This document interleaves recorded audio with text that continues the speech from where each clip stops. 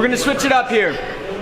So walking around, I see a lot of people feel awkward with that sliding in motion. The teep is the longest range attack that you have. Elbow is one of the shortest, so you need to cover the distance. You lift your knee up, your hips, pull yourself forward, and you slide on the grounded leg. So it's just something to practice, right? Here, you need to cover that distance. Another good question was, at what point do I throw the elbow? It's when your lead foot touches the ground. That's when you're balanced, that's when both feet are on the ground, then you can turn it over, boom. And that's the case with your jab too, right? When that foot hits the ground, that's when the punch would land on your opponent.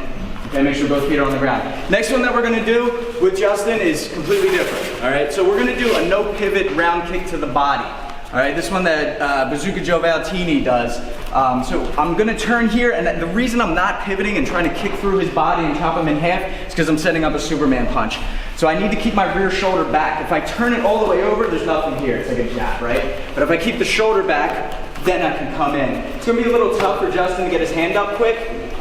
So we can just go light on the kick, or just be quick on your block and have the hand up for the punch. So it's here and come in, okay? One more time, this foot doesn't pivot. Everyone knows that we're supposed to turn over, but not on this one. It's just here, boom. Okay, so no power on the kick. We're just trying to set up the Superman punch. I think I went pretty quick on the previous one. Does anyone have any questions on this? And don't feel bad. Can you do it one more time? Yes, sir.